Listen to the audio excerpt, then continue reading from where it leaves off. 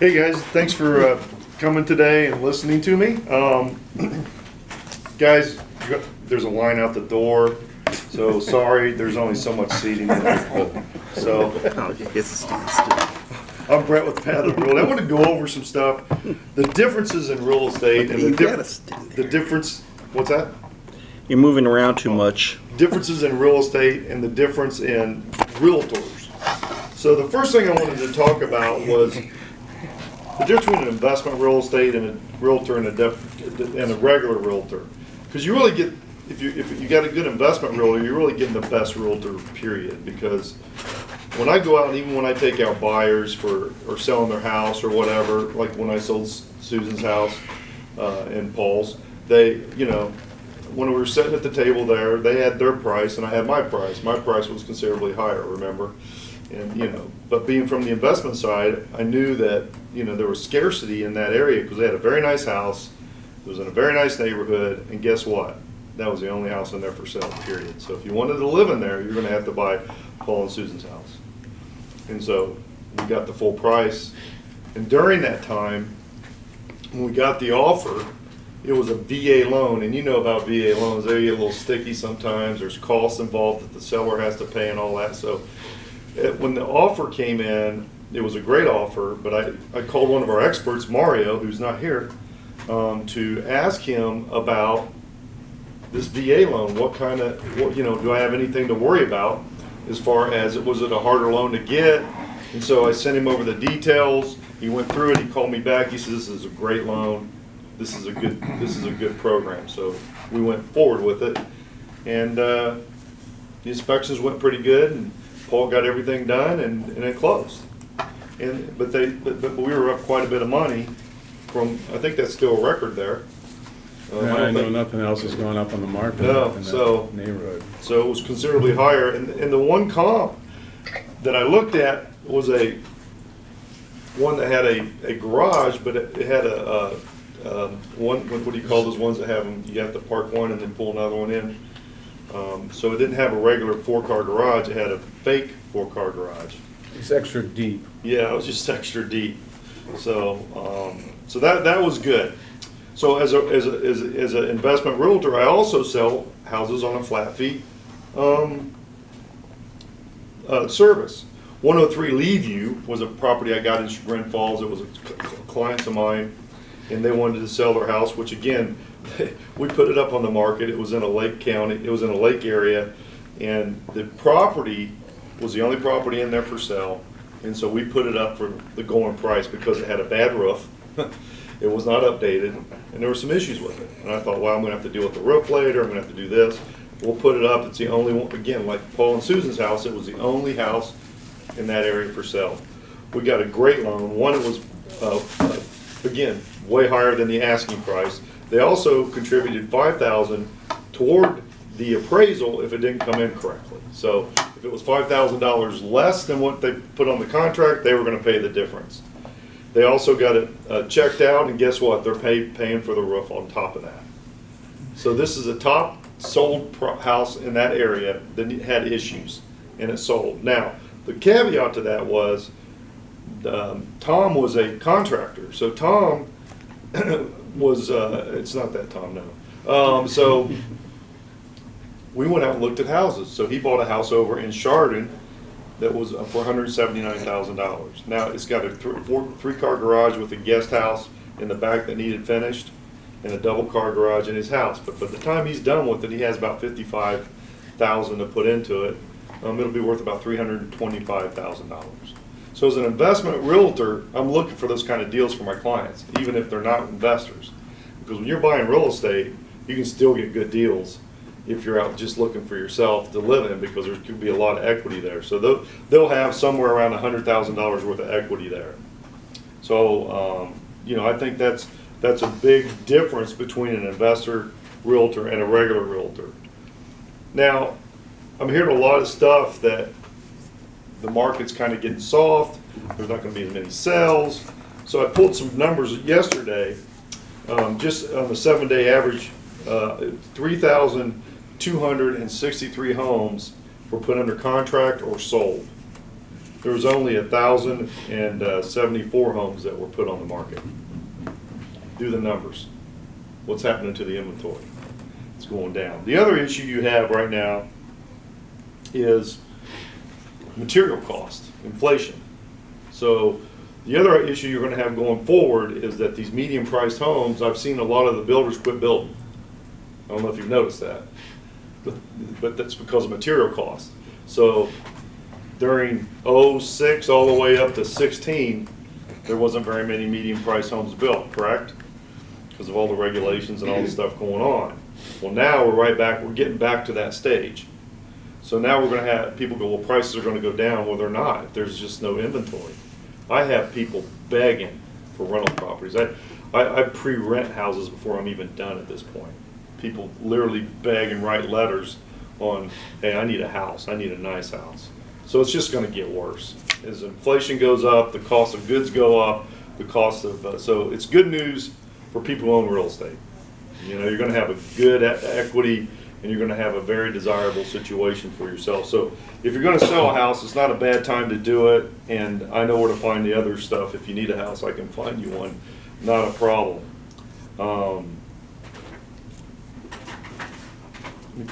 Sorry. So when you're in 2015, I actually wrote a blog that went over the inventory issues we were going to have, and now we're here. Because, you know, if you don't, imagine if they didn't build a medium-priced car for 10 years. You think, you know, we're having problems with that. So I think the inventory is going to be an issue. And then I bought a home for a guy 2 years ago, 2019, international buyer that me and Angela, we work with those guys. It was over in Lyndhurst. We paid $80,000 for it. We rented it for 2 years and had $10,000 we put into it, so a total of $90,000. We rented it for 2 years. The property had $18,000 plus income. Now there's a little bit of fix-up, not much, but he made $18,000 plus income. Anybody want to guess what that house is worth today? We have $90,000 into it, but he's made it over 18, and that's been a 2-year tenant. It's never been empty. They're just now moving out. It's in Lyndhurst? Yes. 425. I wish. 215. Probably, yeah. 170, I want to 175. say 185. Yeah. So here you go. That's very good. That's the kind of properties you want when you're buying investment real estate. A lot of people go out and they say, hey, look, all I care about is cash flow. Cash flow is important. 100% agree. But we also have to look at the trend in the area, and you have to look at the overall quality of tenants you're going to get. I'm dealing with one over in Euclid that we unfortunately took because it's a client, a friend of mine. And anybody guess if somebody moves out of a house, just abandons it, doesn't pay rent for 2 months, and you have to go to court, kick them out? What do you think you can do with the stuff in the house? Well, if it's abandoned, like you said, you can do whatever you want. According to the judge, you can't. But then it's not abandoned. Yeah, Depends on the judge. it depends on the judge. Which judge was this? I can find out. I didn't go. Was it in Cleveland? It was Euclid. You have to store Okay.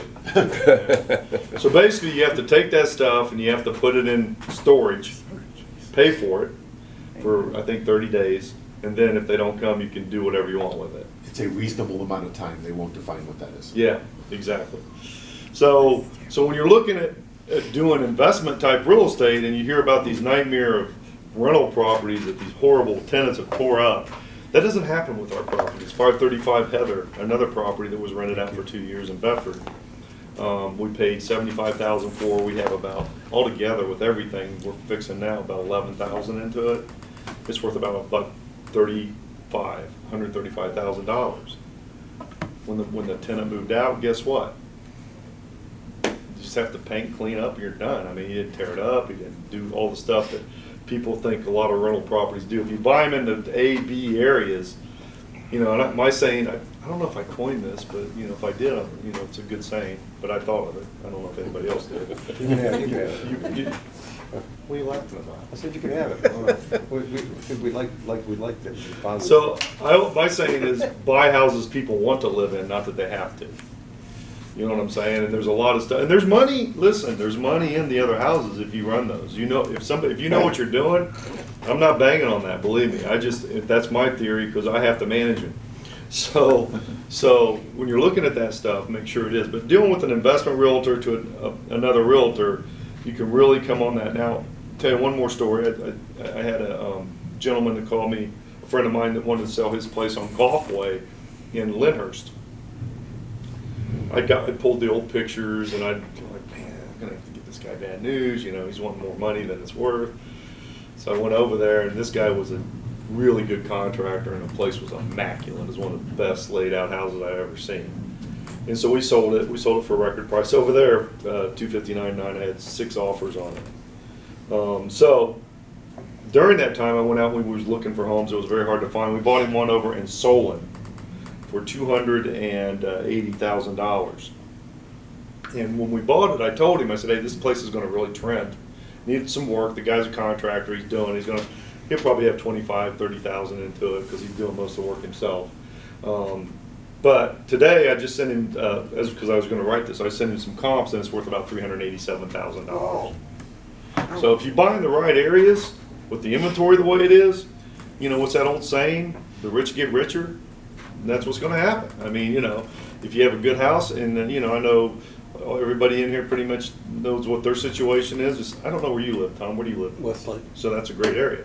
So, you know, you're looking at areas that are in good areas, you're going to have a lot of equity, a lot of stuff. And you remember, and Joe, you can make sure I'm right on this, but if you live in a house 2 out of 5 years, you sell your house, your profit is all tax free up to $500,000, correct? If you're married. $250,000 if you're not. Is that still the case? You could be a tax accountant. No. I just keep up with that particular part of it. So Brett, I don't know if you have the answer to this, but say you inherit a home, somebody passes away and the house is completely paid off and you inherit it and it needs work, so you put all the work into it and then you sell it. Is that taxable? Yeah, it is. Up to, I mean, Joe, correct me on this, up to, you can write off what you fixed up the rehab, correct? When you inherit a house, you inherit it at the current market value. So your basis is, so if, you know, it's paid off, they've had it for 50 years, and it's worth $100,000. When you inherit it, you inherit a basis of $100,000. So that's what it's going to be taxed at if you sell above that. Now, if you sell it within the year you inherited it, they usually assume that what you're selling it for is the value you inherited it, and so there's really no tax. Now, if you put money into it, you put $20,000 into it, you're going to have that as an increase in basis. But if that $20,000 increase raises the value by 30, you might have a $10,000 profit. That's I'm in gonna the guess first about year. 60,000 was put into this home. And And that raised the value by how much? I don't know what the value of it is when it was obtained, you know? It's the value when you inherited it. Yeah, I don't know what that value would have been. Nobody asked. Appraisers can figure that out Yeah, generally. unless the Democrats get their way. They're trying to get away with the stepped up. Unrealized gain? Basis. Yeah, Yeah. That's not going to happen. Yeah. No, just the stepped up basis. They're trying to get rid of that. Oh, So Brett, this is the house that you're gonna look at today. Okay. So it's a small home. It has no basement, it has no central air, but everything in it's been redone, like the hardwood floors have been Yeah. finished, all brand new windows and I roofs. sent you the comps on that, so Yeah, we'll so have an I just wanted to idea. figure out the tax part, Yeah. if there was still a tax issue. You'd have to ask Joe on that. I don't know about that one. I can do it quickly, you don't have to. You just have to. sorry if I stepped on your toes. I just know this tiny little sliver about. No, you jumped it, you jumped it in. But the We're key, expert on that. the key to all this too is Paul and Susan and all my other clients, if you add it all up, there was about 24,000 saved in commissions. That's a lot of money. I don't know if anybody seen my vacation video where I'm on a surfboard and I'm talking about. It's a video on, anyway, it's got like 6,000 hits. But I talk about, you can take a vacation with the amount of money I save you on commissions. I mean, it's huge, and there's no reason to pay any more commissions. And the only reason I do that is because it's coming down the chute. There's Zillow, there's Amazon, all that. I want to be in front of the game. And so I get a lot of buys from it sometimes and all that, so it does work out for me. But, you know, really it's all about marketing. It's all about getting stuff together. It's all about knowing the clients. Like, you know, Paul and Susan were very easy people to work with. They understood what was going on, and we got stuff done pretty quick. So that was good. So it's also I have very good clients. Today I'm closing 3 deals. One on Hemlock, you remember Hemlock? So anyway, I was up till 10 o'clock last night going through the HUD with the owner, so we're good. But I'm getting that signed today at 11:30, and if I drank a lot, I would go out and really drink, but I don't. So, but I'll go have maybe a steak, you know what I mean, on that, and a nice cold beer. So that's what I'm going to do on that. And so that was like a massive getting the people together, getting the grade upright. There's a lot of stuff. Anybody ever capped a well before? I just did, so it's not fun. So, septic. What do you do with a septic with a vacant home when it has to be used 30 days of continuous before the county will check it and tell you it's all right? What do you do with that? You go visit every day. You got to sign you have to sign an addendum and hold back 10 grand. That's what you have to do. Well, we know it's good, but they're not going to come out and check it. The other deal on East 330th is Willowick. Anybody bought any houses in Willowick? Don't. So it's the worst city on the planet. I'm saying that on the video. When I put that up for sale, you have to get a dye test. Okay, before you get the dye test, you have to sign a sheet that get it notarized to say that there's a smoke alarm and a Carbon monoxide. thank you, carbon monoxide detector, or they won't go in because obviously they're very scared people.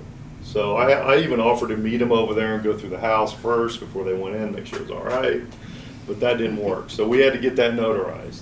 So when we did that, we got that. Then they're the only city that makes you do RETA tax. They make you check RETA and make sure it's been paid.